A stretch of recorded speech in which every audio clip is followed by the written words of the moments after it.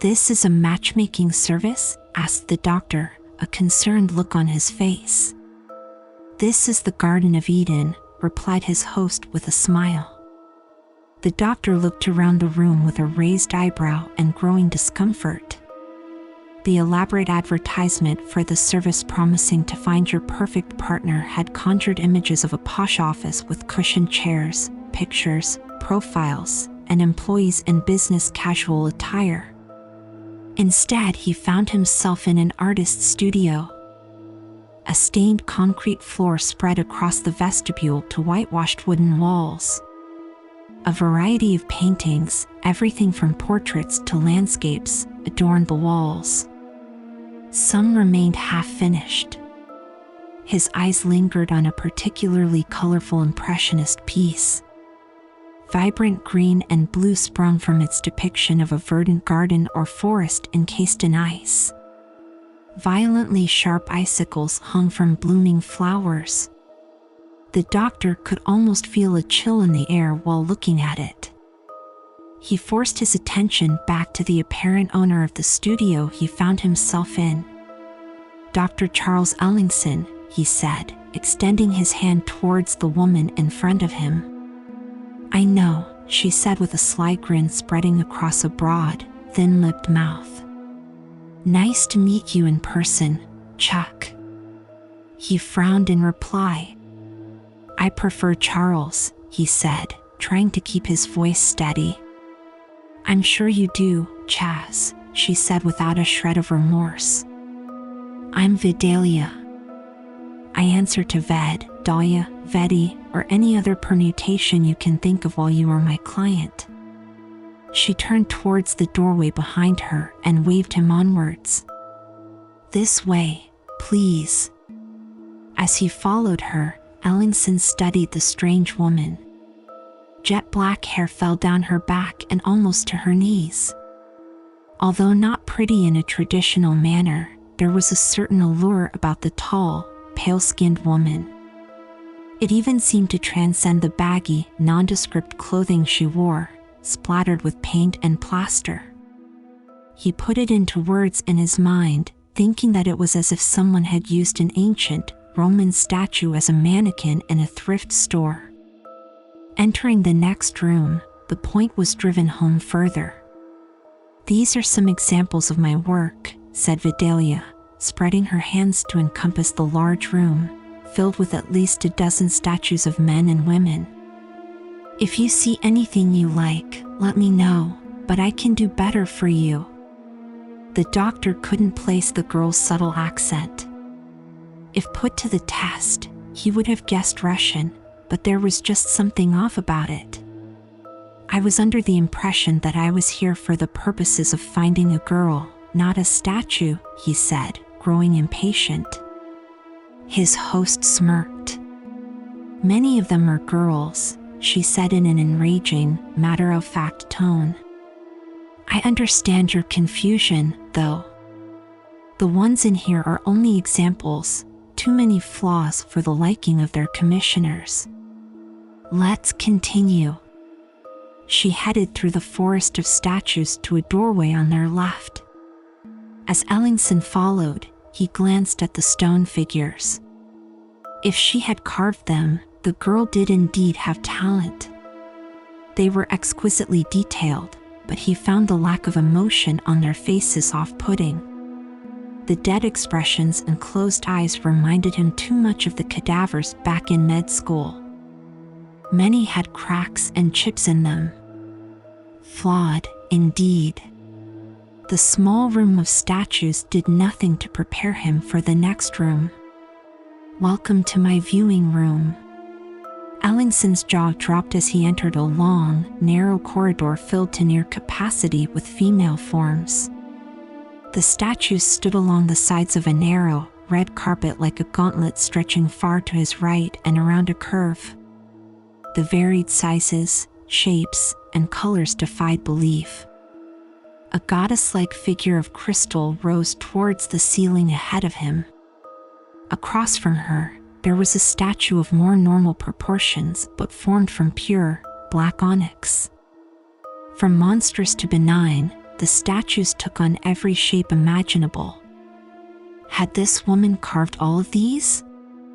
As he stepped into the hallway and looked around him, Vidalia stood at his side, a look of pride on her face. "Impressive, aren't they?" she asked. "You made all of these?" he asked, his voice a whisper. "I did," she said. "But these are for my personal collection. My workshop is this way." The doctor followed her down the hallway, his eyes never leaving the army of statues. He found his gaze straying away from their faces, though. The lifelike look in their eyes, some stone, some gems, sent a chill through him. A particularly demonic figure finally struck enough fear in him to turn his attention to his guide. "Why am I in an art gallery, Miss Dash?" "Just Vidalia," she interjected. "No, Miss Dot." "Why am I in an art gallery, Vidalia?" he continued.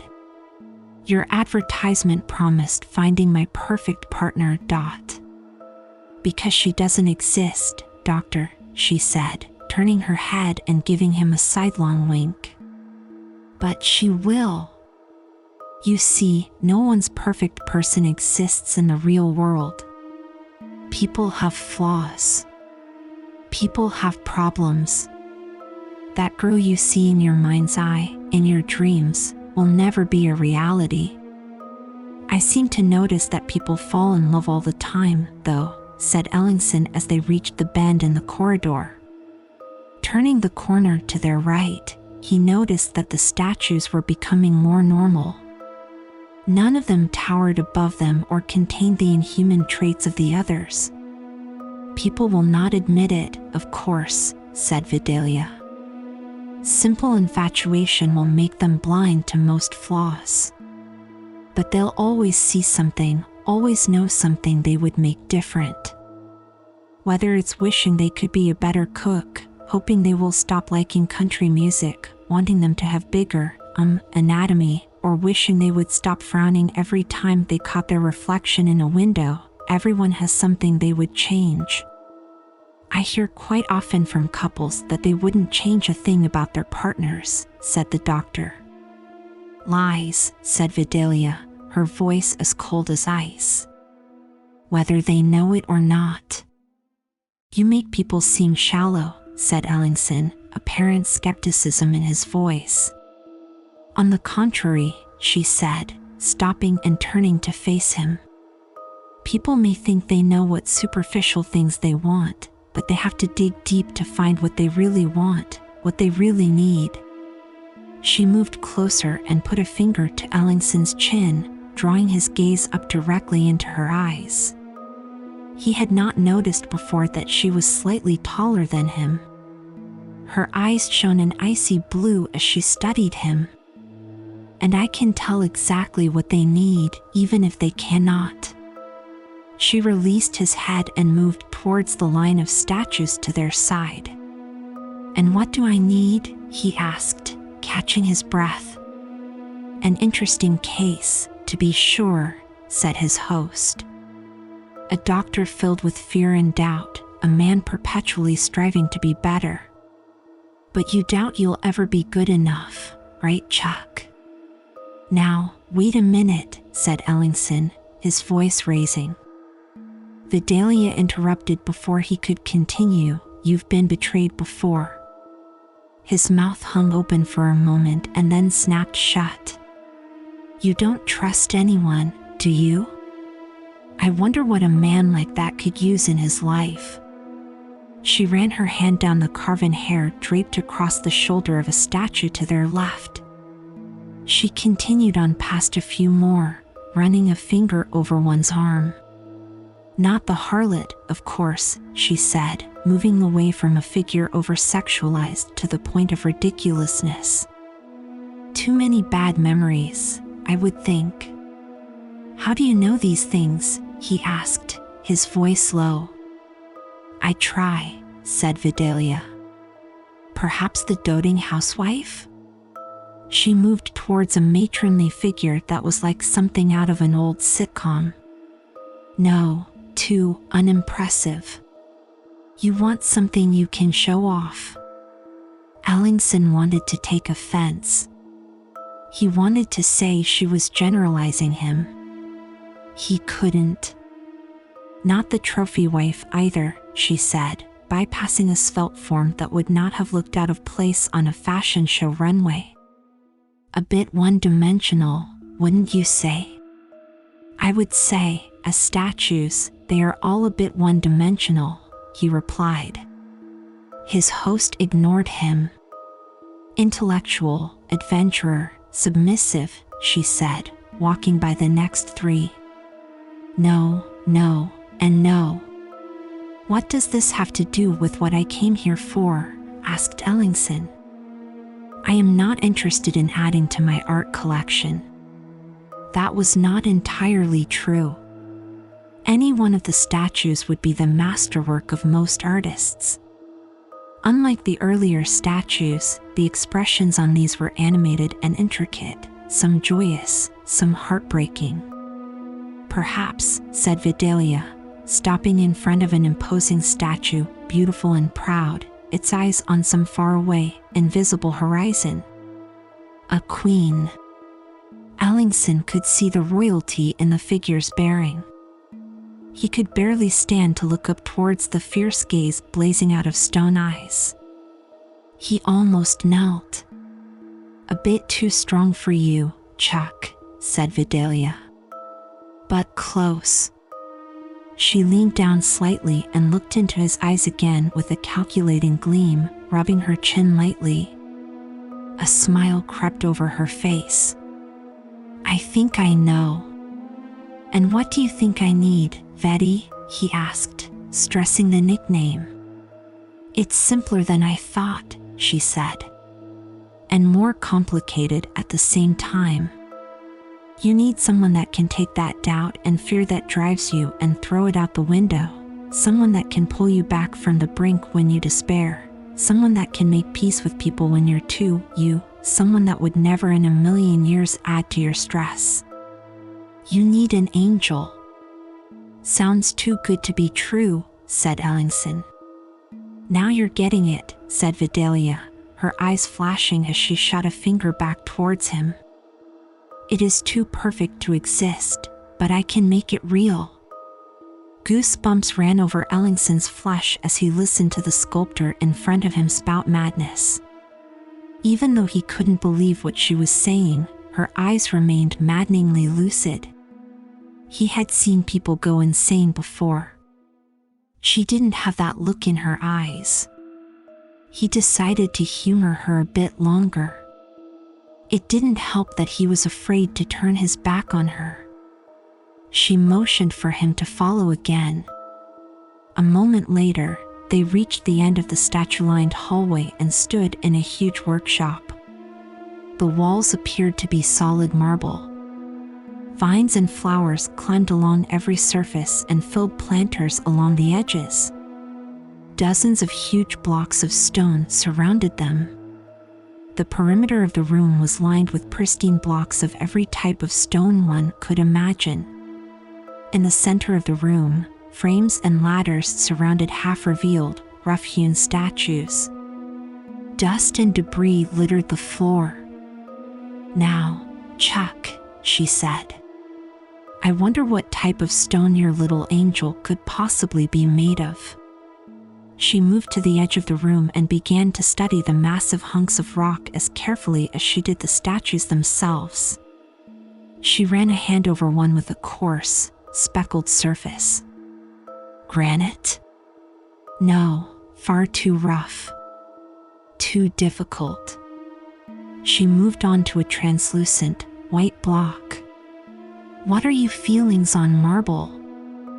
I don't have any feelings about marble, he said, getting tired of the act when she almost certainly already knew what she wanted to use.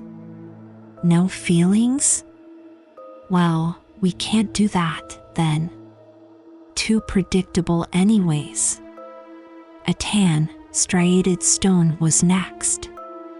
Sandstone? Too impermanent. She bypassed the next two without comment.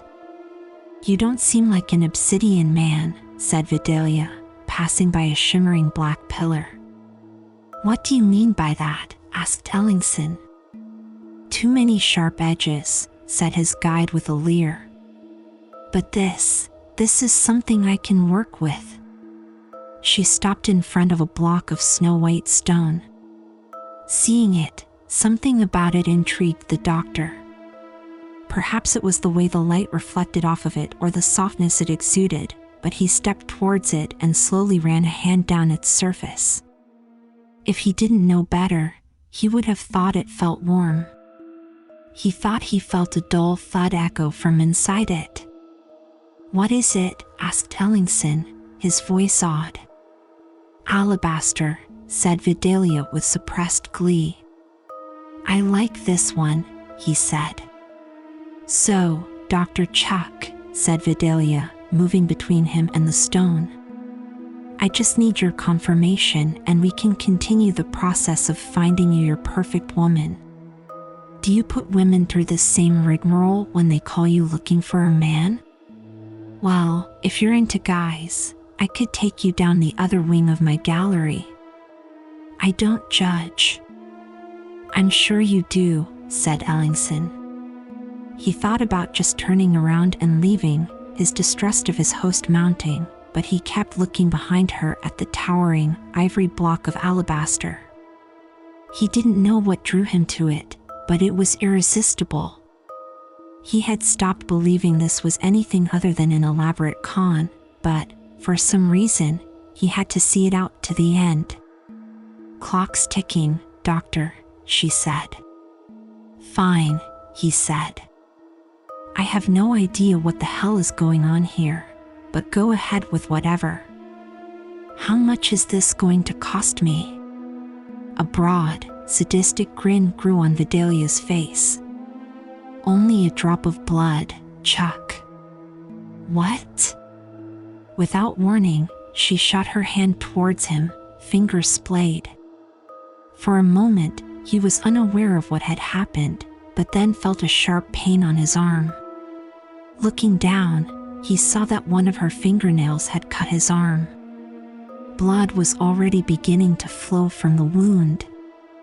Before he could react, Vidalia had put her finger to his arm and collected a small amount of blood.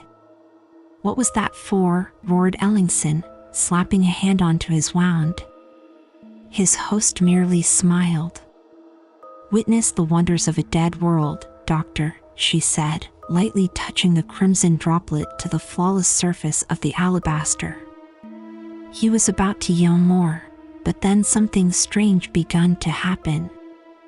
From the spot where her finger had touched, veins of crimson began to crawl along the stone, radiating outwards. As he watched in awe, the lines sunk into the surface of the stone.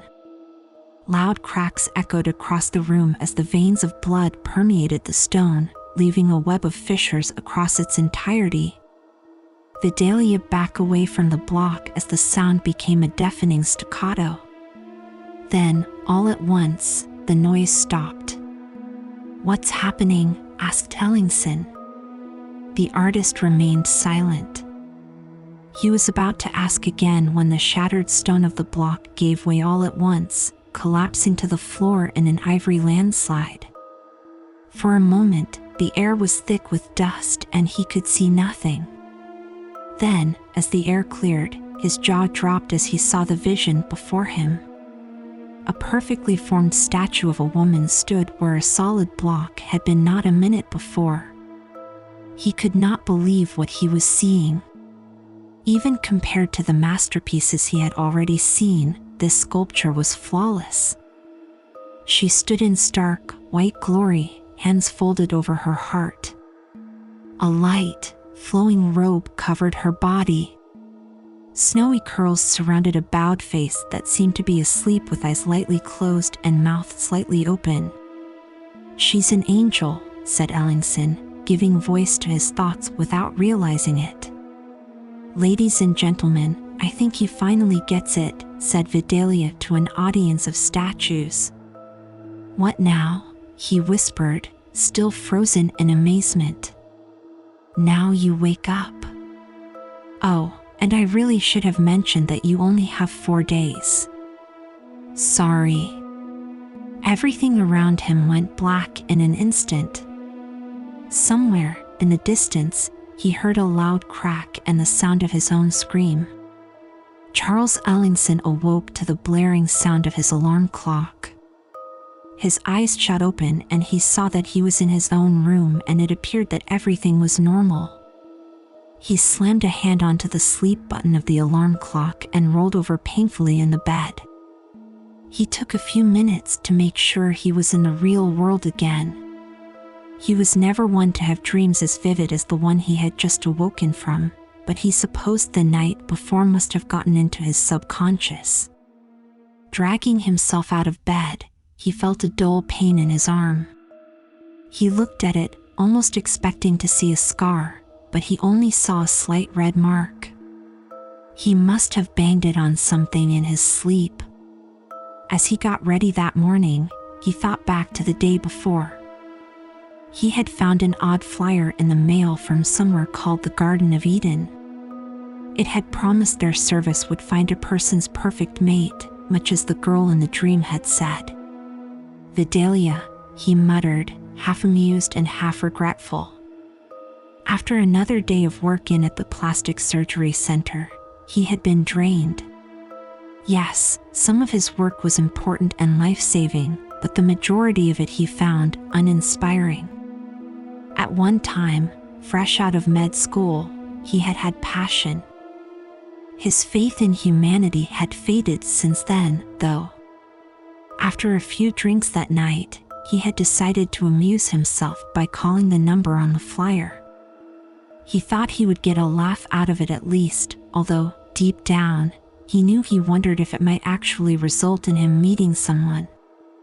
He had gotten neither though, as the phone at the other end rang once and then an automated voice informed him that the number had been disconnected. There was no winning. After another drink, he had stumbled to bed and passed out. Apparently, the combination of the two things had formed the insane dream. Ellingson was almost ready to head out the door of his spacious, 2-story home when the doorbell rang. He sighed, put on his jacket, and went to see who it was. Apparently, he had not moved quickly enough because the doorbell rang 3 more times in quick succession. He hoped that this was important. Opening the door, he found a delivery man with an annoyed look on his face standing beside a large crate. "Do you want the package or not, buddy?" asked the man. Ellingson looked at his shirt, hoping for a name tag, but finding only the name of the company, MPS. Apparently, customer service was not their strong point. "What's in it?" asked the doctor. The crate was taller than he was. "Not my job to know," said the delivery man. "Just my job to get it here fast. I did that and more. The thing weighs a ton." Ellingson quickly signed for the package and the man wheeled the crate into the center of his round entry hall, dropping it unceremoniously and heading for the door. "You're not going to help me open it?" "Hell no," said the most unhelpful delivery man in the world before hurrying out to his truck. Ellingson closed the door as the vehicle sped out of the driveway. He thought about leaving it until that night to open. He was already going to be a few minutes late because of the delivery's horrible timing. But, looking at the crate in the middle of the floor, curiosity crept into his mind. His only surgery that morning was a facelift. It could wait. Not having a crowbar, he dug through the massive tools in his closet before finding a large, heavy screwdriver and a hammer. He figured it would work well enough. Wedging it beneath the top of the crate, he was amazed at how easily the thick plywood came apart. He set the hammer on the floor, finding the screwdriver worked well enough. As soon as he pried the last nail from the top board, the sides of the crate came apart and fell to the floor. His heart skipped a beat as, before him in his own house, he saw a statue of a woman carved from pure alabaster. The screwdriver slipped from his hand and he was forced to steady himself on a pillar, his hands shaking. There was absolutely no mistaking the form from his dream the night before.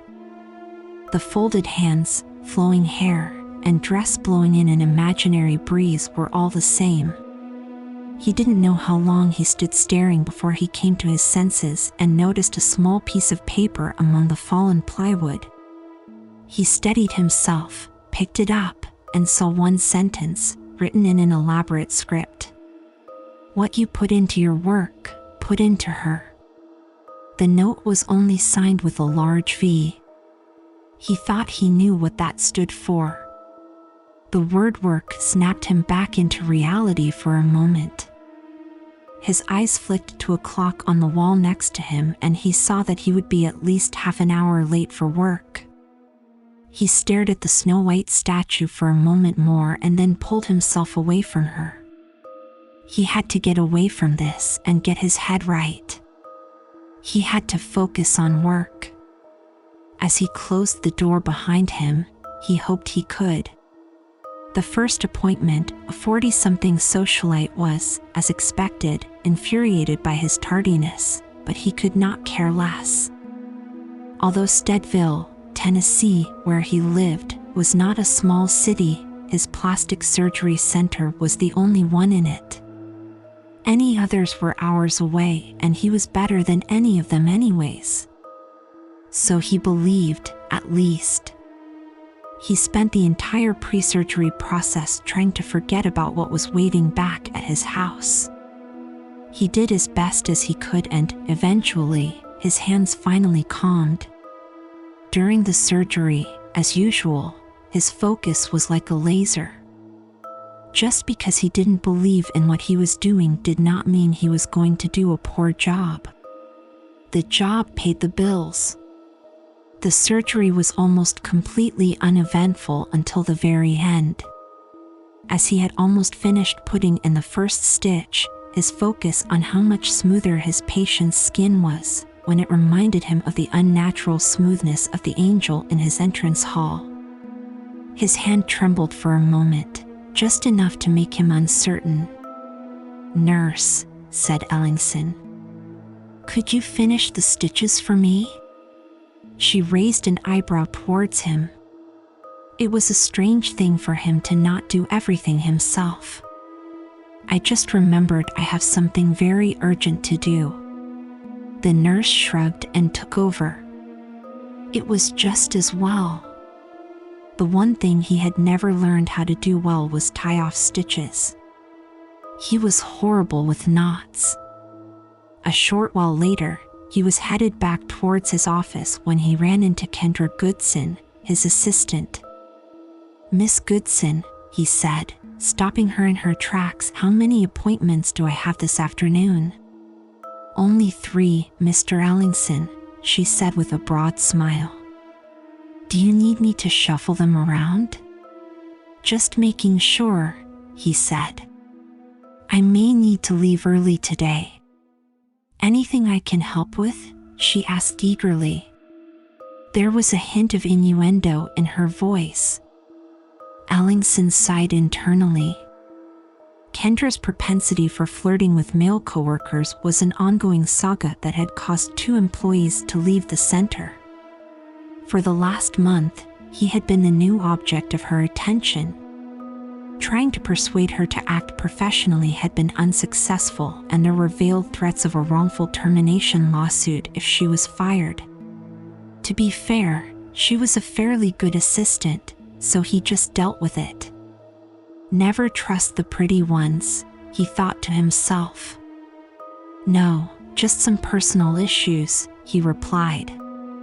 The remaining 3 appointments were just consultations that went by in a blur. He meant to leave after the last one, but something kept him there. He wanted more time to think about what had happened the night before. Before he knew it, it was actually past when he normally left and went to the gym. He decided to head to the pub a few blocks from the center. Maybe it would calm his nerves at least. It was almost 10 at night when Ellingson returned home and pulled into his driveway. His nerves had not settled as much as he had hoped. As he unlocked the door and pulled it open, the alabaster form greeted him. Walking towards it, he shut his eyes tightly, wondering if it would be gone when he opened them again. It didn't work. He leaned closer to her, stumbling slightly. He had not been that close to the statue before. It was even more remarkable up close. There was no trace of tool marks on the surface. The perception of softness was uncanny. A thought occurred to him that he had no reason for. He lowered his head towards her torso and turned an ear towards the hands over her chest. Carefully, he put his ear to the cold surface of the stone. He held it there for several moments, wondering what he was doing. Then, from somewhere deep within the stone, like something out of a dream, he heard it, the beat of a heart. He pulled away slowly, telling himself he had only imagined it. He didn't dare put his ear back to the stone. He began to retreat from the statue and head upstairs to his bedroom, but stopped a few steps away. What he did next, Ellingson had no reason for. He turned, timidly approached the statue, and gave it a light kiss on the cheek. Realizing what he had just done, he abashedly hurried upstairs. It did not take him long to fall asleep. In his dreams, he saw a vision of a face he had not seen for an eternity. He felt the autumn breeze on his face as he walked down a sidewalk at Steadville Community College with a girl. She was quite plain, possibly a bit odd-looking, but he still didn't care. He still loved that girl. The vision shifted to much later. It was the same girl, but she was now unrecognizable, a vision of artificial beauty. As she walked away from his door, she turned back for a split second to say something. Her lips parted. Ellingson thought he knew what he was about to hear. He was wrong. "May I presume you got my delivery?" came a voice Ellingson had not expected to hear. The vision melted around him and he saw Vidalia at the top of a short stepladder painting a mural. He looked around and saw that he was in a far different room than he had been in his previous dream. His first observation was the complete lack of exits. The second was a bizarre structure in the center of the room. "Do you like it, Chuck?" asked the artist. "It's my newest project, a sanctum of the Western Crossroads. Normally old temples are the only place you find them, but I thought I'd make my own, even with a few personal touches." Ellingson studied the object in the middle of the room. It was a pitch-black signpost with arrows spiraling downwards in every direction. His eyes tracked the direction of the arrows and saw that each one pointed to a section of wall that had been sectioned off. All of them were blank except for the one that Vidalia was currently painting. "What does that mean?" he asked. She hopped nimbly down from the stepladder and landed without a sound on the stone floor. "The crossroads are where you go when you die, Chuck," she said, walking towards the post in the middle. "And then, whatever afterlives you think you've earned show up on the arrows."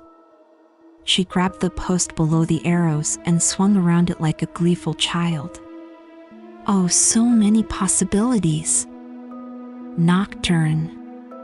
Vice. The silver green." She pointed towards empty sections of wall as she listed supposed afterlives. "But this one is the most interesting," she said, moving towards the section she had just finished painting. Ellingson followed her over to it. He saw an aerial view of a great chasm carved into a gray and darkened wasteland. It ran in a jagged ring around a huge tableland filled with trees and greenery. It's like paradise being kept away from the rest of the world, said Ellingson, enthralled by the painting. From deep within the chasm, blue and red light emanated. That is perdition, said Vidalia. At least one of the perceptions of it. Everyone there sees it differently, but the key is that it's a ring. It's infinity. She hovered a finger over the chasm, indicating the hint of blue light coming from its depths. You see, for every good thing you did in life, you get a period of your own personal paradise. And the red? Your own personal hell for all the bad things, she said, grinning. And then it repeats. So, if you were a good person, Vidalia moved her finger along the chasm. The red turned to blue beneath her hand. You get a lot of good times. You can guess what happens to the bad guys, she said, moving her hand back and turning the light a burning crimson. What would your perdition be like, I wonder? All right, said Ellingson, not wanting to think about the question. What are you and what am I supposed to do with the statue in my house? I'm an artist, Chuck, said Vidalia with feigned exasperation. As for your little angel, I left you a note, didn't I? Don't tell me the big, important doctor didn't figure it out. That means you entirely wasted a day. Now, you'll have to hurry up. Just tell me, yelled Ellingson. He grabbed the girl by the arm and spun her towards him. Whether she was just a dream or something else, he was becoming sure she wasn't quite human. He immediately regretted his actions as the large woman in front of him shook his hand off and, in an instant, had her hand around his throat. He felt his feet lift off the ground as Vidalia loomed larger in front of him than he would have thought possible. She pressed his back to the wall, dead in the center of her landscape of perdition. He had heard that you did not feel pain in a dream. If that was true, it was no dream. Her fingers dug into his neck as he gasped for air. His limbs flailed helplessly, finding no respite. The artist holding him leaned closer, the infuriating grin never having left her lips. Bad move, Chuck, said Vidalia. In my studio, I run the show. Understand? He nodded as best as he could. Excellent. She dropped him to the ground, where he collapsed in a heap, gasping for breath. He had been right. She wasn't human. As for your question, she said, I guess I'll have to tell you. It wouldn't be sporting of me to leave you clueless. What do you put into work, Chuck? Time, he muttered, rubbing his neck gingerly. Effort. Resources.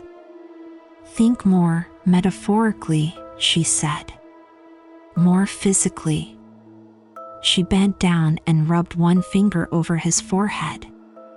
He recoiled at her touch. She waved the finger in front of his face. He saw the glint of moisture and he suddenly understood. Sweat, he said. And? Blood. And tears, she said. I'll give you the last one as an apology for the unpleasantness there. I may have been a bit hasty, Chuck. You seem like an all-right guy for the most part. She extended a pale hand down to him. He ignored it and struggled to his feet. So, I have to put blood, sweat, and tears onto the statue? He asked. Yep, she replied. Put enough into her and she'll turn human. She'll be your perfect woman, made especially for you by the greatest artist to ever exist, me. It can't be from you, of course. And you can't kill anyone. That would encourage the wrong behavior, people slashing their wrists and all that messiness. And I have 4 days? 3 now. What happens after that? He asked, barely wanting to know. Well, then your little angel crumbles to dust and you'll have nothing left, she said with a sigh. Nothing but a mess to clean up and the mark of Eden on your soul. What the hell is the mark of Eden? He asked, a chill running down his spine. Maybe I'll tell you next time, said Vidalia. See you soon, Chuck. She snapped her fingers and the lights went out. Ellingson might have imagined it, but for an instant, he thought he could still see a streak of red emanating from the mural on the wall. Charles Ellingson woke up the next morning feeling as though he'd been hit by a truck. Like the day before, he told himself it was just a dream, but the tremors in his voice and his hand made it plain that he was beginning to doubt it was just in his head. Shifting to the side of the bed, he felt a sharp pain in his neck. He hurried out of bed and into the bathroom, looking at his neck in the mirror. While there were no obvious wounds, he noticed a few red marks on his throat that had not been there before. They looked like they had come from fingernails. After getting ready for work, he steadied himself before heading downstairs. He hoped he had just imagined getting the statue the day before. Maybe he would go down and there would only be empty tile in his entrance hall. He knew that would be for the best, but a small voice, deep down, told him that he wanted it all to be true. If it required blood, sweat, and tears, so be it. Ellingson quickly silenced that voice and went downstairs. There, just as it had been all of yesterday, was an alabaster statue awaiting him. His heart sank in his chest as he tried to avoid looking at it as he moved towards the door. He had almost avoided it, but as he opened the door and went to close it behind him, his gaze landed square on the face of the statue. He froze in place. For a moment, he saw her as if she really was alive. That snow-white hair would be a fiery red. Her skin would be pale, yes, but perhaps not as pale as alabaster. If her eyes opened, they would be a sea green. No, they would be like emeralds. Maybe a light blue? Ellingson shook himself out of his reverie and slammed the door shut harder than was necessary. He saw his neighbor across the street give him an odd look as he also left for work. Ellingson just smiled, nodded, and waved. Everything was perfectly normal even though it was not. The day in at the plastic surgery center went by quickly. Most of his cases were purely superficial, but there was one patient that had been there for minor facial reconstruction following a car accident. That was the sort of case that kept Ellingson going. Even if half of his job was giving wealthy clients larger breasts, there were also the people that actually needed help. As he left for the gym, he mused that those people might be the blue in his perdition. He pushed the thought out of his head immediately. There was no such thing as perdition. Normally, Ellingson spent about an hour in at the gym after work, but that day, he did not particularly want to go home. After 2.5 hours, he was sore, exhausted, and about to be kicked out at closing time. The next to last occupant of the gym was a short girl with a heavy, fake tan. Ellingson had her pegged as some kind of sorority girl. As she was wiping down the equipment she had just gotten off, her cell phone began playing a loud pop song ringtone. Ellingson raised an eyebrow as she answered the phone, grabbed her things, and scurried out of the gym, all while carrying on a loud, animated conversation with whoever was on the phone. As he was getting ready to leave, he noticed that the girl had forgotten her towel and left it draped over the equipment. He deliberated between calling after her to tell her and just leaving it so someone else could deal with it. He settled on the latter and packed up his things. He was just about to leave when the dream from the night before came back to him.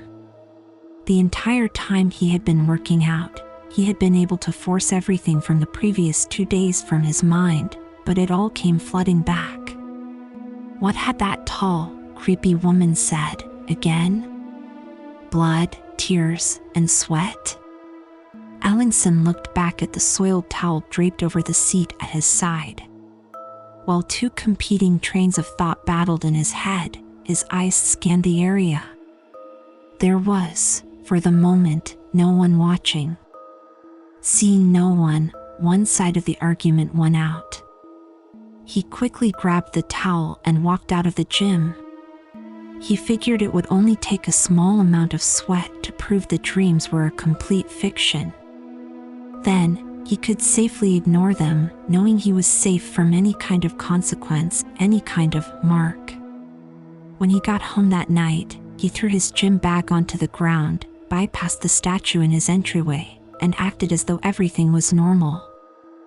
He made a light dinner, cleaned up, looked over some case notes while watching the evening news, and prepared to head upstairs to bed.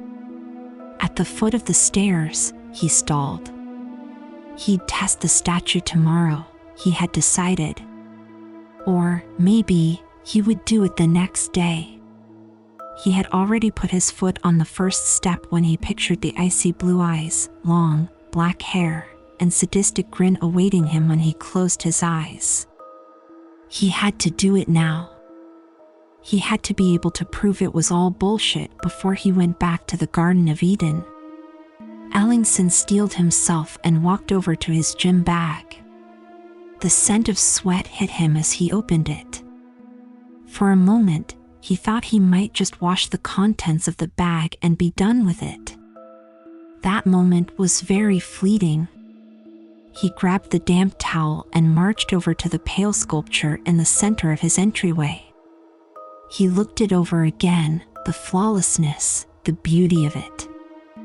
His heart beat loudly in his chest. Finally, with a decisive stroke, he swept the towel over the frozen, snowy hair. He let the cloth hang at his side as he stared.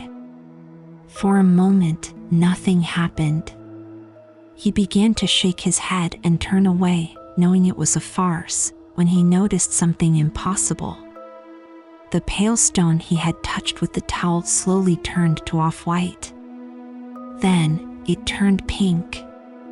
Finally, it turned a vivid crimson. Ellingson's entire body trembled as he brought the cloth to the statue again. He spread it more widely and touched it to the figure's hair, as if he was drying it. Removing it, the rest of the stone hair slowly turned red, like a fire spreading through a stone forest. Looking closely, he could see that the hair still stood rigid like stone, even as the fiery red ran across the hair falling down her back. With his hands shaking almost uncontrollably, he raised the towel above her in 2 hands and wrung it. A stream of sweat, far more than he would have expected, fell onto the alabaster form. As the liquid struck her, the hair softened and fell like water around her face.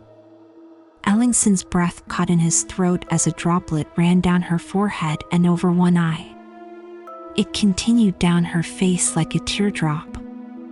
Where it ran, the stone turned from ivory to the color of flesh. Ellingson's courage finally broke and he jumped back from the stone form.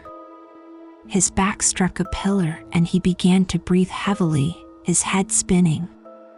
He could see the statue's hair flowing in some impossible breeze, but could not believe it.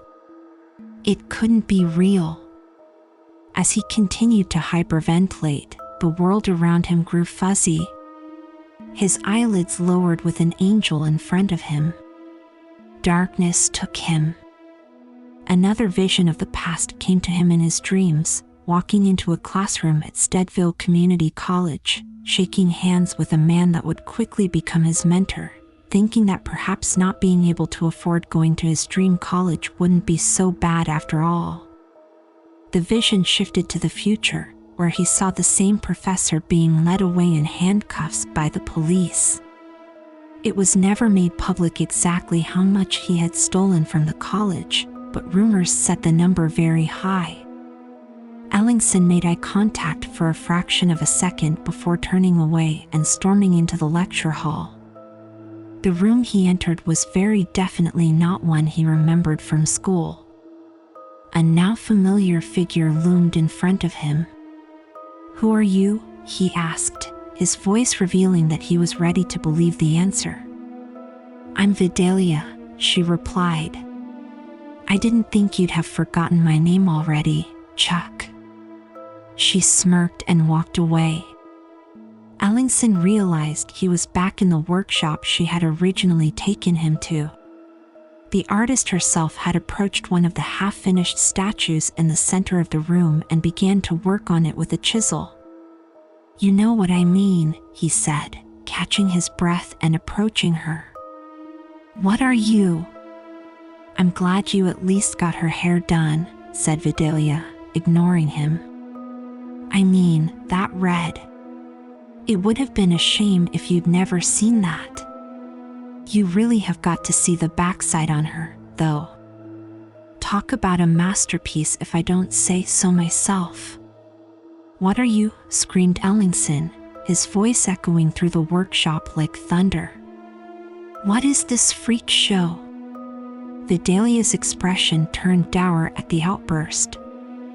Fear replaced anger in him immediately.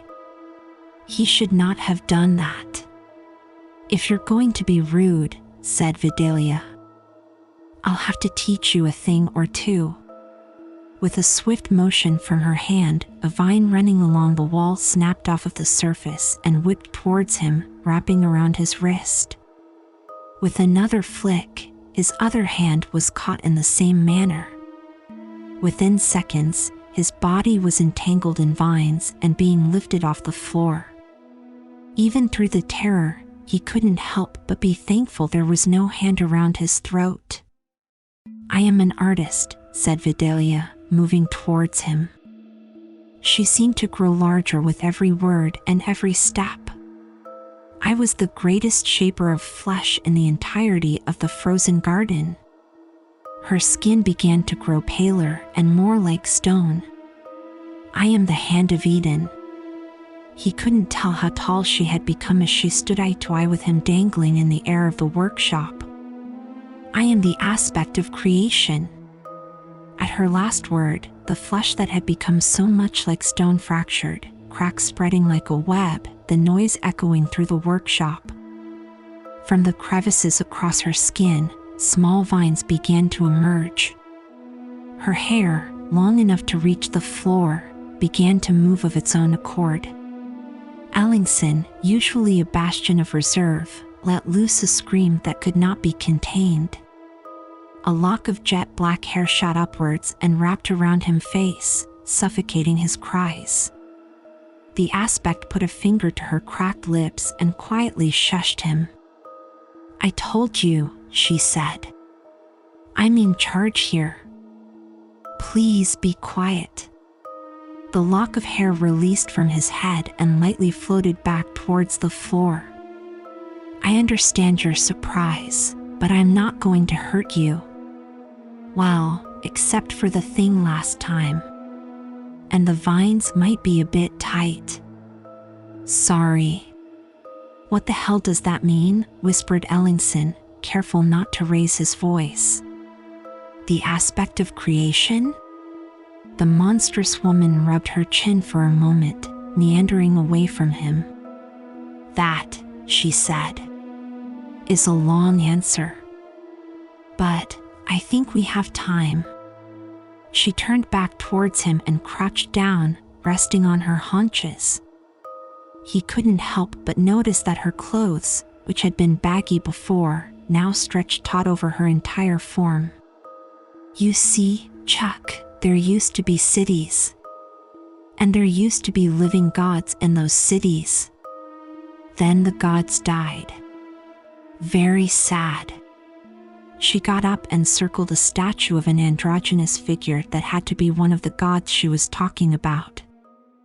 Then, something brought the gods back to a sort of half-life. And to keep this half-life going, they need souls. How do they get souls? Said Ellingson, barely audible. That's where the aspects come in, she replied. We go around looking for people who want to play our games. Or, in my case, wait for them to come to us. He remembered the number he had drunkenly called, hoping for his perfect partner. And once they've agreed to the test, they're pretty much our playthings. Sometimes, people pass the test. They get to keep living their little lives, sometimes with a parting gift. The ones that fail? The mark of a god is stamped onto their souls, said Vidalia, her voice somber. And we die? He asked. The aspect smirked. Eventually, yes, she said. But, surprisingly, most aspects just let you keep on living. You'll die one day. And when that happens, the mark makes your soul go right to Eden or Satoras or Zatanatas, whoever. And the shadow gods keep going and going and going. Vidalia snapped her fingers. The vines around Ellingson let loose all at once. He dropped to the ground, but landed on his feet, barely keeping his balance. Looking up, he found the aspect bent down, huge blue eyes a foot away from his. His breath caught in his throat. Any more questions, Chuck? What happens then? Asked Ellingson, forcing the words from his mouth. What happens without a soul? Oh, Chuck, she said, shaking her head and bringing a finger up towards his chin. You don't really want to know. The tip of her finger cracked open and a vine extended from it. The winding plant crawled up his jawline and around his neck like a snake. His courage, already near its breaking point, finally vanished. He tore the vine from around his neck. He ran. Adrenaline fueled him as he sprinted out of the workshop and into the gauntlet of statues. The eyes of the statues followed him as they flew by, shifting in stone faces and driving him onward. His heart felt like it was about to beat out of his chest as he reached the end of the hallway and raced through the entrance hall filled by statues with dead faces. He saw a wooden door at the other side. Without a second thought, he threw it open and stepped out into a dead world. Ellingson found himself in a monstrous cavern.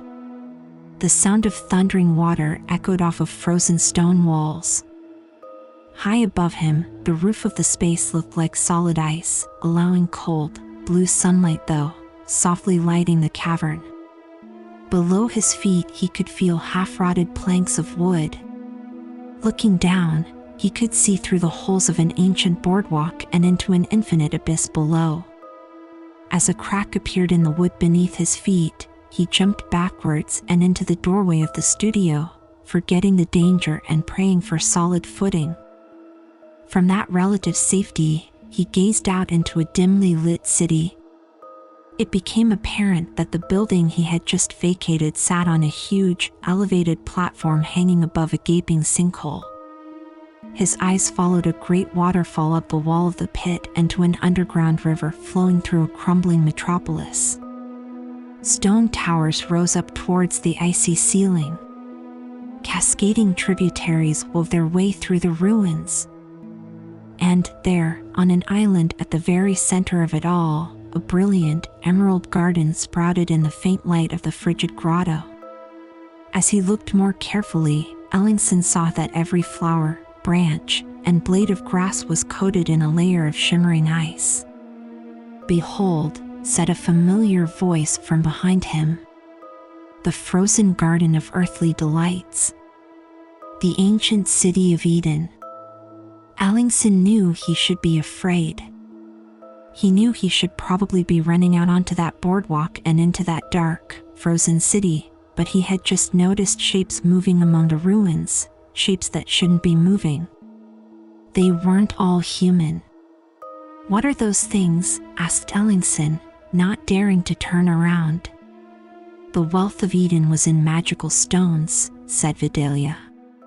Her voice, tinged with a disturbing unease, came from a lower point than he expected. "They were said to hold the power of one of the makers of the universe, life itself.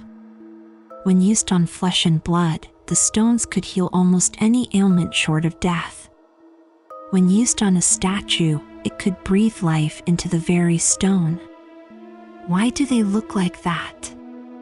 "At first, you see, they were used by great artists," she said.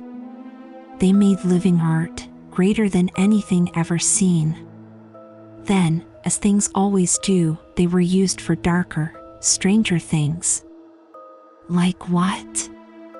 "You're standing in the red light district of Eden, Chuck," said Vidalia.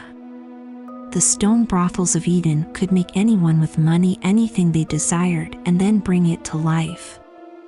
"My God," said Ellingson, noticing several of the shapes on bridges connecting the solid ground with the floating platform. He could see them much more clearly. He wished he couldn't. Some he could tell were bizarre works of art. Others, he could see were created as nightmarish sex dolls. A horrifying few could have been either. "Do you remember how I told you the gods are now dark versions of themselves?" asked Vidalia. "Yes," he replied, his voice quaking. "Most of them cast dark shadows while they were still living." Ellingson barely heard her. A huge construct had come around the corner of Vidalia's studio and moved towards them, towering above him. Eyes, mouths, and appendages covered a pillar of living stone. "I think that's enough, don't you?" The sun shining through the ice above him went dark. For a moment, he could still hear the thunder of the waterfall and the shuffling of stone that was not quite stone. Ellingson came to on the floor of his entryway, his entire body aching. He sat in a puddle of sweat on the cold tile. Feeling something digging into his back, he reached beneath him and pulled out the hammer that was still sitting on the floor. He tossed it across the room. It had to stop. Whatever was happening to him had to stop. He wouldn't survive any more nights like this. He forced his eyes open and he saw the alabaster statue with crimson hair sitting in the center of the floor. There was only one way to stop it. He finally believed. That day at work was like a blur. He was sure at the end of it that he had done at least 2 surgeries and had met with several people, but damned if he could remember any of it. Reality was like a blur. It was like the real world was the dream now. Those minutes were hours in the statuary in a dead city beneath the ice felt so much more real. But he still had a job to do, one that had nothing to do with the living. It was the only thing that was important. As the center closed that night, Ellingson remained behind. He waved the nurses and receptionists goodbye. His assistant, Kendra, gave him an odd look, knowing that it was unlike him to stay late. She stalled as the other employees left and approached him the instant they were alone. "I know something's bothering you, Dr. Ellingson," she said. "Something serious. You know I'm always here if you need to talk to anyone." She slid closer to him and put a hand to his shoulder. Looking into her dark, blue eyes, the doctor almost gave in and told her everything. Maybe if someone else in the real world told him just how crazy he was, it would break the spell hanging over him. Instead, he brushed her hand off of him and turned to walk back into his office. "Why are you like this?" Kendra said from behind him, the strain in her voice barely contained. "All I try to do is help you, Charles." Silence hung in the room for half a minute before he turned back towards her and spoke. "Do you know why I became a plastic surgeon, Miss Goodson?" he asked. After getting no reply other than a blank stare, he continued. "I had a girlfriend back in school that was quite plain, to say the least. I was happy. She wasn't. She got a lot of work done one summer, came out looking like a model, someone else altogether, but she was happier. I thought I could do the same thing and make people happy like that." "You do that," said his assistant. "Come the end of the last semester, right before I started my residency, it all fell apart. Turns out she'd been cheating on me for years. For a while, I blamed the new face." "That's your big revelation?" asked Kendra. "Never trust the pretty ones?" "No," said Ellingson. "Because whatever she turned into was there all along, with or without the face. The lesson is not to trust anyone." With that, his assistant sneered, spun around, and marched out of the office. As she made her way to the parking lot, Ellingson reflected on the part he hadn't said, the part that really drove the point home.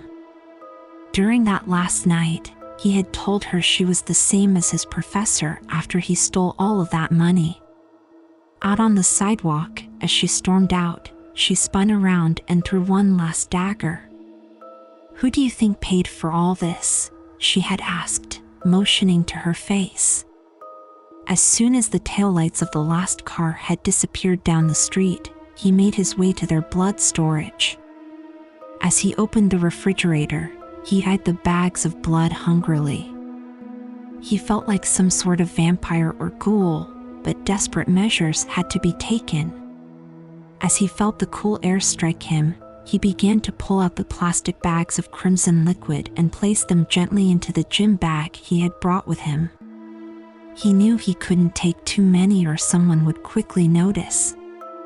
But he couldn't take too few. He had to finish this tonight. He couldn't take any chances. He couldn't have to go back to that cursed studio any more than need be. He stopped after taking 3 of the bags out. Would it be enough? He wondered how many variables could be in play. What if someone had died and it did nothing? He swallowed hard and grabbed a 4th bag. His eyes flitted over the contents of the refrigerator one last time as he closed it, hoping it was enough.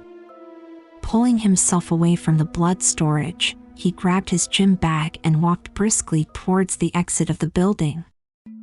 It wasn't long before he was back in his home and paranoid took over again. He closed the blinds on every window in the house. He turned on exactly the right number of lights to look as though he was simply having a normal relaxing evening, not wanting to be disturbed.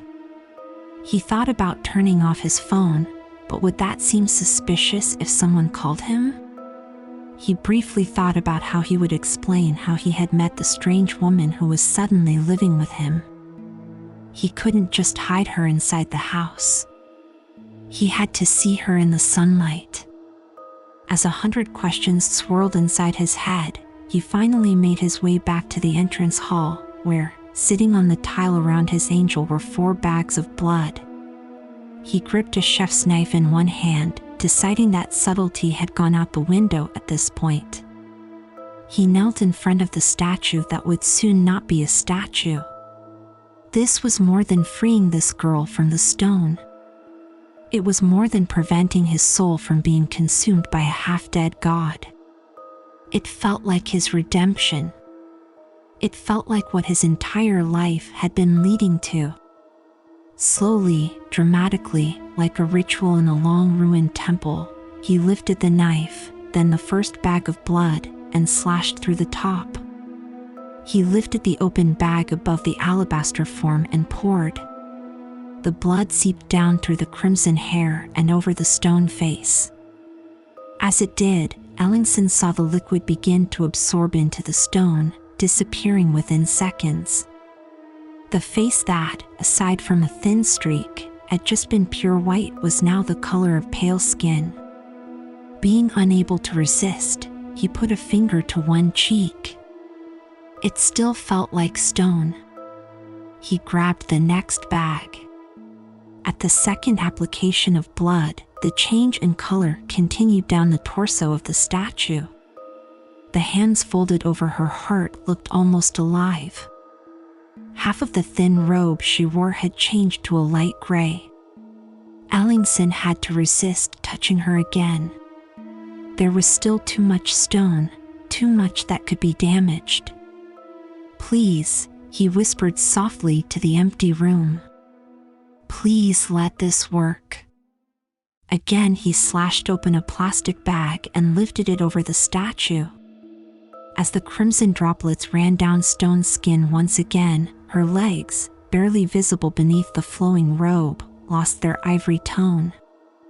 The robe itself brightened into bright silver, shimmering in the light of a chandelier high above the entryway. Ellingson backed away and took in the form in front of him. The snowy white of the alabaster had been completely erased. The only colors remaining were the pale tone of the skin, the silver of her garments, and the brilliant red of her hair. The doctor grabbed the final bag of blood off of the ground and slashed it open, his heart beating like a drum. As soon as the stream touched the statue, a crystal-clear transformation flowed like water from top to bottom. The rigid stone gave way as the flesh softened and the fabric of her robe draped, fluttering to the floor. Ellingson backed away as the stone cheeks flushed with color. He knelt on the floor in front of his angel and watched her eyes, waiting for them to open at last. He waited and waited and waited. Nothing was happening. Ellingson's entire body quaked, panic inches from setting in. He pulled himself closer and brought his face close to the hands folded across her chest. He slowly turned his head and placed his ear on them, listening closely.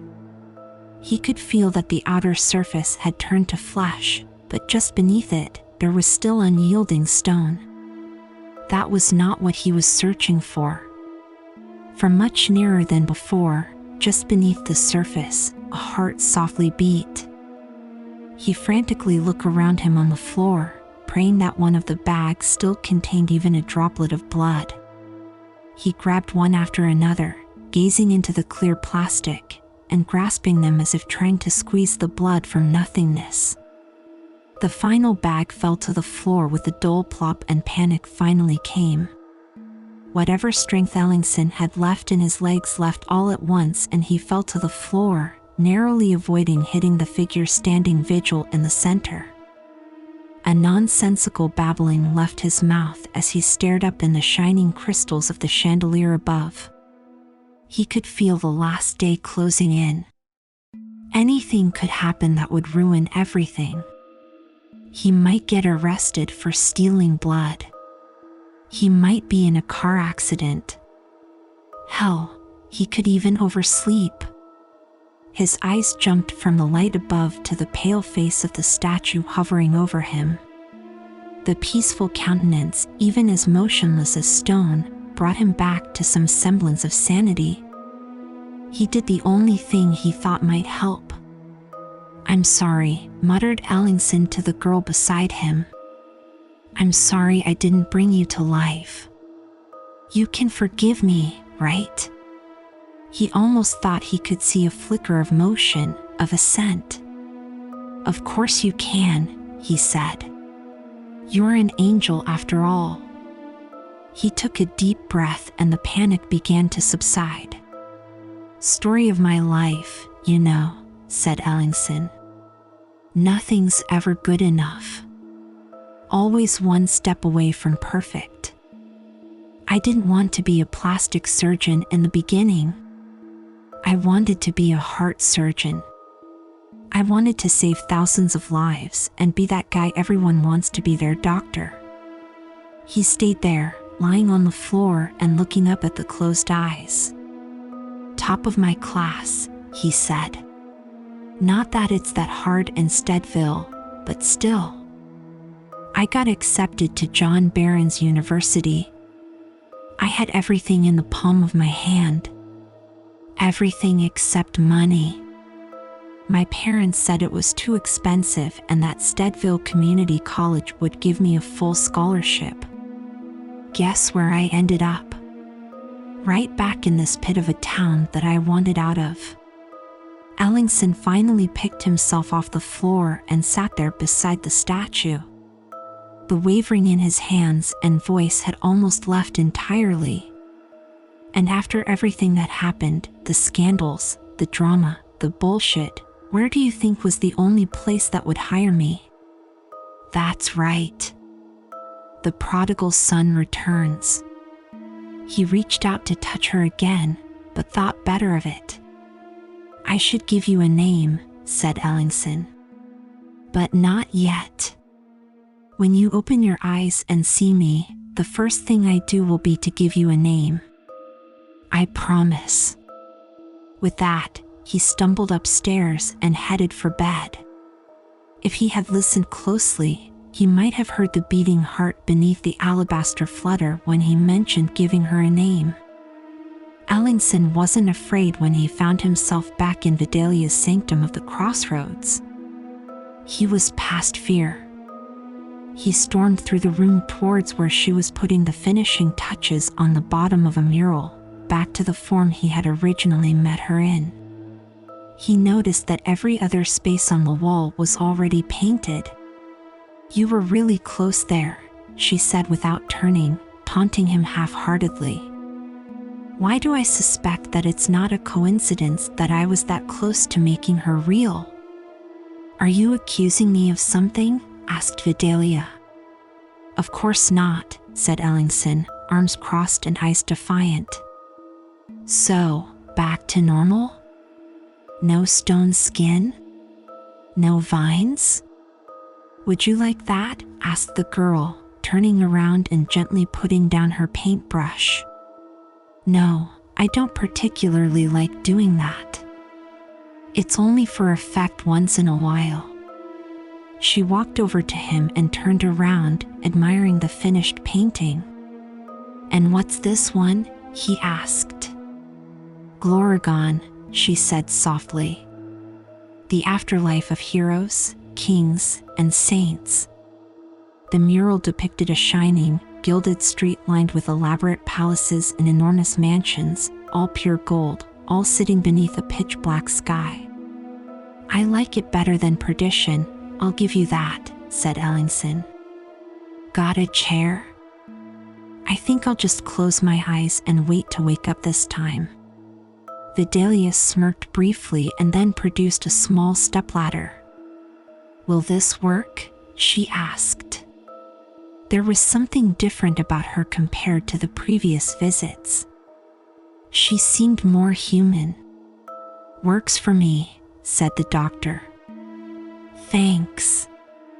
"Don't mention it," said the artist, and he took a seat. For a moment, both of them were silent. Ellingson glanced once more at the newest painting. It was gorgeous. "I wanted to go to Glorigon," said Vidalia quietly, sitting on the floor and leaning against the signpost in the center of the floor. "That's why me and my sister came to Eden, to be the greatest artists of all time, to find our glory." "You were human?" asked Ellingson, shock in his voice. "In Eden?" "All of the aspects were human, once," she said. "And I was an artist, but my sister was always better than me. The critics loved her. They said she was the greatest, and no matter how well I did, I got judged against her. Her paintings were the most insightful. Her statues were the most flawless. So, I made a change." "You stopped being an artist?" he asked. "Not really," she replied. I packed up shop in the art district and moved to the center of the platform here. I started the greatest stone brothel Eden had ever known. I may not have been able to make things as pretty as my sister, but I could make things that people wanted. I could make things that people would pay for. So, while she was busy being a great starving artist, I was over here raking in money for giving people whatever freakish thing they desired. Was it worth it? Asked Ellingson. The girl deliberated for a moment before answering. Maybe I still could have found a way to Glorigon, she said. Maybe I could have looked Eden in the eye and told her I wouldn't help her take souls. Maybe I could have asked for help. She swallowed hard. It wasn't worth it. As silence hung in the air, Ellingson asked the question she hadn't answered the last time. He needed to know. What happens if I lose my soul? She closed her eyes, sighed, and smiled darkly. When you reach the western crossroads, part of your soul is the price you pay to gain entrance to an afterlife, the same part that the gods consume under the mark. And if you can't pay the price, there's only one path open. What is that? Asked Ellingson, already knowing full well. Perdition, said Vidalia. And for people that seek out the aspects, especially those that fail their tests, perdition is rarely merciful. Gods help me, he whispered. The gods don't help anyone anymore, she said. Those days vanished 12,000 years ago. And what about you? Asked the doctor. I've helped too much already, said Vidalia. Eden doesn't like losing souls. Go, Dr. Ellingson. Go back home and get your angel. And maybe look into a new profession. You don't seem very happy right now. That morning, Ellingson woke up feeling more rested than he had in years. He was still nervous, of course. He would be cutting his time close. But, at least, he had hope. He had purpose. Fear was a distant memory as he got ready for work and headed to the door. As he passed the figure in the entryway, he gave it a small kiss on the cheek and whispered farewell. Perhaps, soon, he would get a reply while doing the same thing. He was cautious entering the center, watching the eyes of the employees. He wanted to make sure no one was watching him out of the corner of their eye. If they had caught him stealing blood the night before, all bets were off. But, making his way to his office, he was greeted normally by everyone. As he sat down at his desk, he was already looking forward to leaving that night with one final prize. Then, there was a brisk knock on his door. "Come in," said Ellingson, forcing his voice to be steady. His assistant, Kendra, entered the office and quickly closed the door behind her. Ellingson's blood went cold.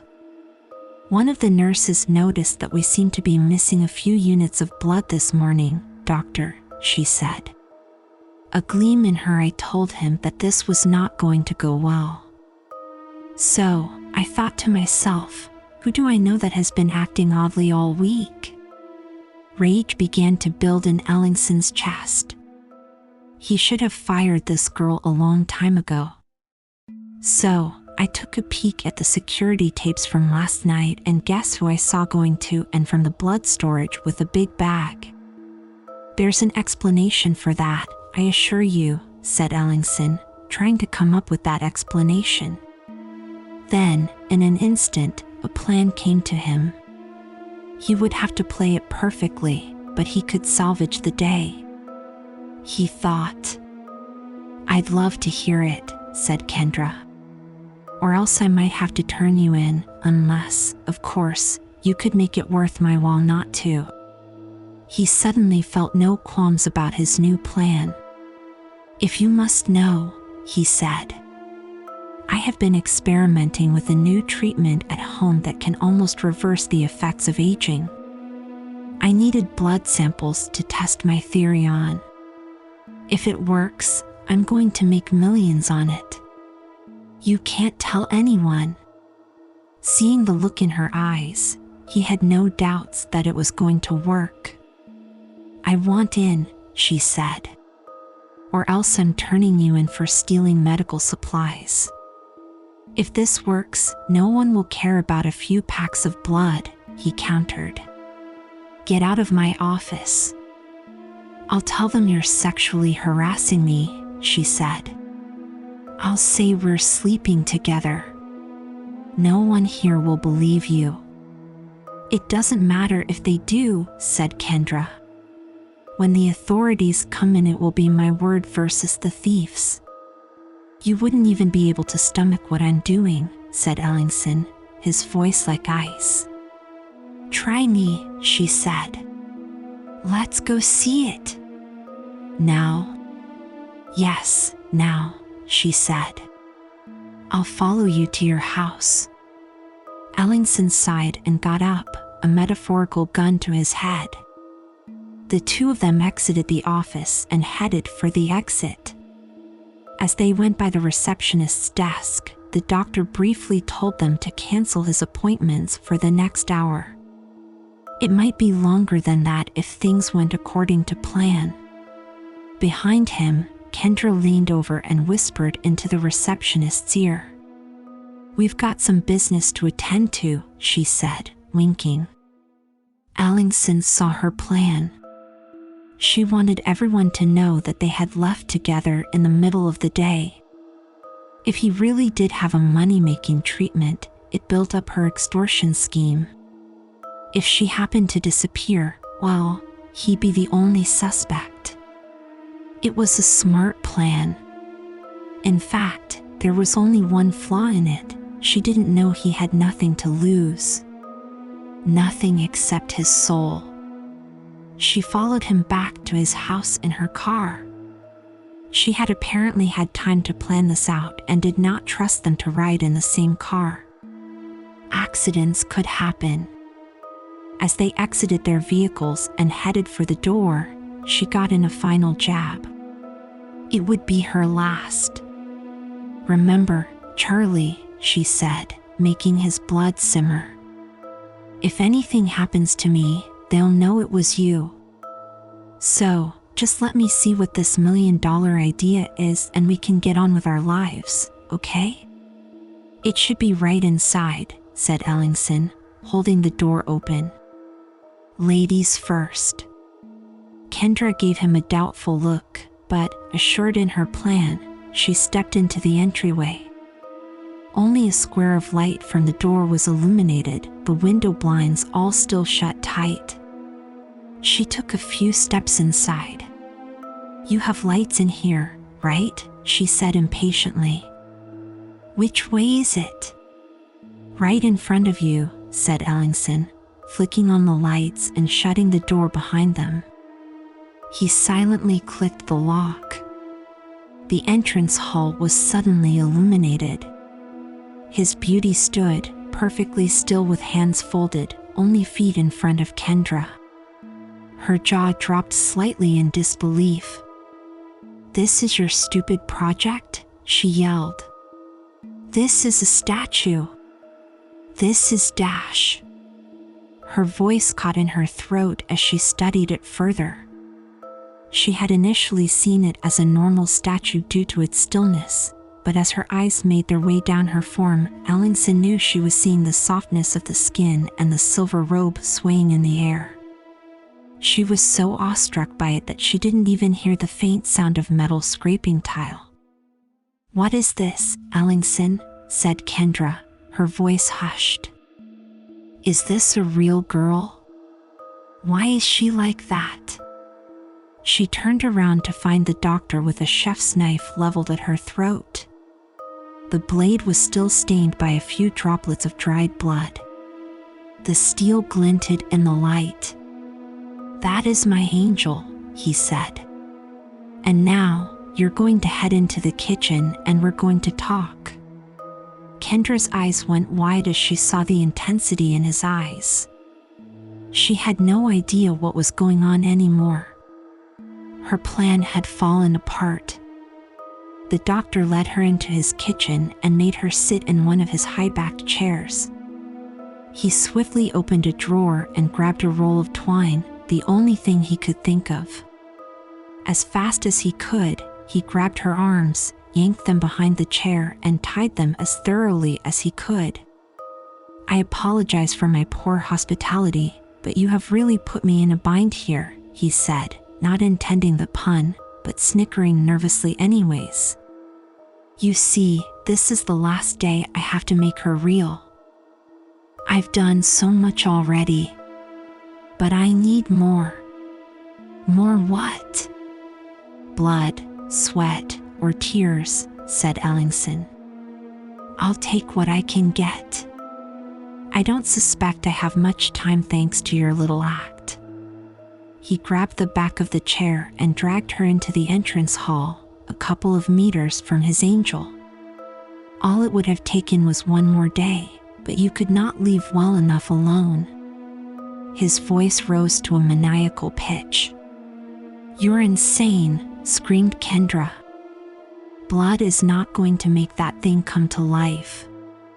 "She was stoned yesterday morning," said Ellingson, swinging around the chair and looking her dead in the eyes. "Pure, white stone. And look at her now." Tears had begun to well up in Kendra's eyes, fear and inevitability setting in. He spun around towards the motionless form. He could almost hear its heart beating in anticipation. She wasn't going to judge him for this. She knew it was necessary. She didn't want to crumble to dust. "Where did you get that thing?" "In a dream," he said, speaking like he was in a trance. "In an artist's studio, in a faraway city, in a dream. I got it from a place where there are half-dead gods and living fetish statues and afterlives with golden streets." He fell to his knees in front of the figure and looked up at the still closed eyes. "I really need to think up a name first. I don't suppose you'd have any suggestions, eh?" He turned around to give Kendra a questioning glance and found the chair empty, the kitchen twine unbound on the floor. He really was horrible with knots. Before he could act, a massive blow came to the back of his head. Lights exploded in his skull and the world began to blur. He slumped forward, his arms flailing. He barely registered that one of his hands had latched onto the wrist of his frozen angel. Blinding fear filled him as he tumbled backwards onto the floor, dragging her with him. He was almost ecstatic when the heavy weight of stone landed fully on his torso. He could feel at least one broken rib, but there was not a crack on her. The room was beginning to fade as he saw a hammer hit the floor out of the corner of his eye. He saw Kendra hovering over him and his love, hands over her mouth, in a state of shock. As she stood shaking, tears fell from her eyes and landed on silver fabric. In the final seconds before his vision faded to black, Ellingson felt the weight of stone on him lighten. He heard a breath being taken and a torso swell. He felt the fevered beating of a heart that was not his own. And, at the last instant, before the room dissolved entirely, he saw the flash of bright green eyes opening for the first time. The sorrow in them broke his heart. He awoke in a familiar studio with marble walls and climbing vines. As he looked around, he was surprised to see that the massive stone blocks and half-finished statues were nowhere to be seen. Looking to the center of the room, he saw Vidalia leaning against a towering statue that he recognized immediately. It was the same one he had seen in his entryway each of the last 4 days. However, this one was still a snowy white. "Well," said Vidalia. "You got your girl, Chuck." She smirked coldly. I'm impressed. I'd be more impressed if you hadn't kidnapped a girl to do it or if you hadn't gotten your skull broken in the process. But, hey, credit where credit is due. That's it? Asked Ellingson. I'm not marked. Nope, she said, licking a finger and wiping a blemish off the statue. You won. Eden, nothing. So why am I back here? He asked. Haven't you taunted me enough? I just feel kind of sorry for you, Chuck, said Vidalia. I wanted to offer my condolences. Why? He asked. Because I'm probably going to be locked up now? She'll wait for me. I know she will. Just let me out of this goddamn dream world so I can see her. Oh, she'll wait for you. I have no doubt about that, said the aspect, looking at the floor, avoiding his gaze. But this isn't a dream. What is it? Asked Ellingson, his heart turning as cold as the walls of Eden. You took a big shot to the head there, said Vidalia. You won't be waking up from this one. Wait, he said. Wait, wait, wait, wait, wait. I doubt you'll survive much longer, she continued. So, I thought I'd give you a memorial to your perfect woman. She backed away and threw both hands at the ivory statue in a dramatic fashion. This can't be happening, said Ellingson. I put too much into this. This was going to change everything in my life. It did, said Vidalia. Just not how you expected. I'll leave you two alone. The aspect of creation began to head for the door, leaving the doctor with the image of his love, but stopped just at the threshold. Charles? What? He asked, faint hope glimmering. If you happen to see a blank sign on the western crossroads when you reach it, she began. Yes. Wait, said Vidalia. Just wait. Eventually, she'll be along. The silver green will call. What does that mean? Said Ellingson, only to find himself alone in the studio with his statue. He stumbled over, feeling his head and ribs throb with pain. He knelt, he leaned his head against the folds of a stone robe, and he screamed. He didn't stop screaming. In the hallway of the Steadville Hospital, a police officer walked down the hall and nudged another that was waiting by the door to a patient's room. How's the scumbag? He asked. Internal bleeding in his head, they think, replied the second officer. Broken rib did something in his guts, too. They don't think he's going to last too much longer. Serves the bastard right, said the first officer. Kidnaps the girl he was having an affair with, ties her up, and threatens to kill her? Yeesh. How's the girl doing? She gave her statement, then went home about half a second later, said the second. Looked like she'd seen a ghost the whole time. How does a piece of work like this guy get these girls? Girls? Yeah, the guy's girlfriend came in about an hour ago, he said. Poor thing looked like she'd been hit by a train. She's still in there with him. Really, though, how's he get a girl like that? She looks like a goddamned angel. In the hospital room behind them, a slender figure stood vigil over the motionless form of Charles Ellingson as he lay dying in the bed. The dim light of fluorescent bulbs illuminated hair like fire. The flickering green of the life support monitors shone off of skin like alabaster. Moonlight flowing through the blinds reflected off of eyes that glowed like emeralds. She didn't speak. She didn't touch him. She'd never learned how to mourn or comfort or console. She hadn't been alive that long. She just did what she had always done. It was the only thing she knew. She waited and watched and wished she had a name.